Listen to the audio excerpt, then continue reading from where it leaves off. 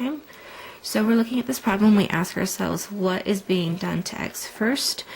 We look at our order of operations, P for parentheses, E for exponents. I see neither of those, so I go down to the next level. I see multiplication, and I'm going to highlight that in yellow because that happened first. I'm going to also highlight the M in our order of operations in yellow so that we're reminded of our steps. The next step that happened was that we subtracted 9, so I'm going to highlight that in green. So that happened second, but since we're working backwards, that didn't take the highlight. Since we're working backwards, that's where we're going to start. So with the horizontal method, we always start our process with a number that is by itself, which is the 16. We look at the green step next. The opposite of subtracting 9 is adding 9. Again, the addition is right next to the subtraction in our order of operations. So we add 9. 16 plus 9 is 25. Our next one is 5x here. If you want to, you could change this to a red, meaning that we've already done it. Stop, don't do it. So we're looking at the yellow step now. 5x, that is multiplication. The opposite of multiplication is division, so I'm going to divide by 5, and we get 5. So our answer is 5. Okay, we'll look at our next problem. Negative 3 plus 6x equals a negative 27. We ask ourselves what happened to x first. There's no parentheses or exponents, so we're looking for multiplication or division. We see that there's multiplication going on right here with the 6x. So I'm going to highlight that yellow, or at least try to.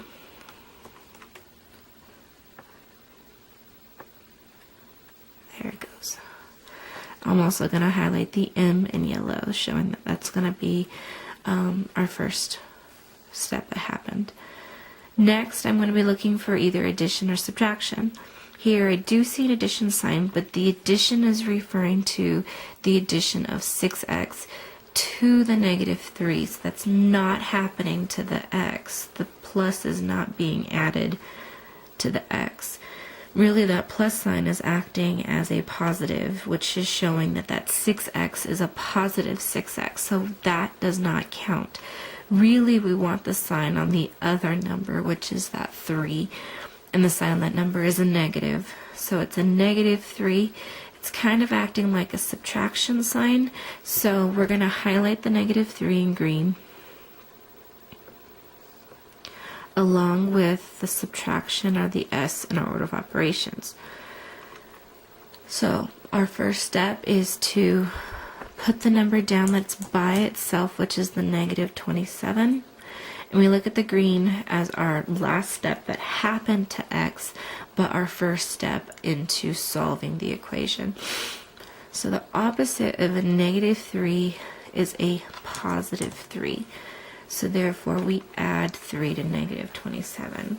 The way that you want to think about this is that you have 27 negatively charged magnets and 3 positively charged magnets.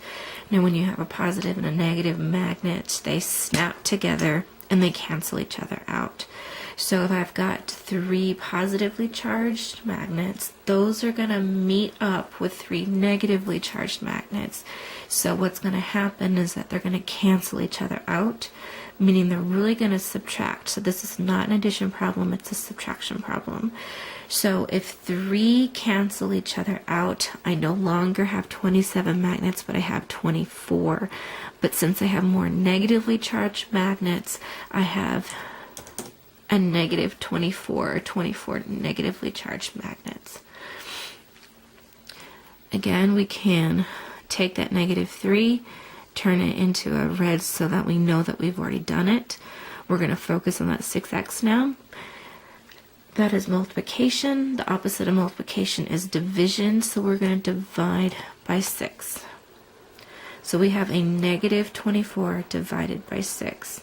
A negative divided by a positive gives us a negative, and 24 divided by 6 is 4. So our answer is going to be a negative 4. Okay, last problem. We have 4/7 x plus 4 equals 32. We ask ourselves what happened to x first. We notice that we have no parentheses or exponents, but we do see multiplication. So we're going to highlight that yellow along with the multiplication off to the right-hand side. Our next step, we go to addition, subtraction, which is a bottom list of operations on our order of operations.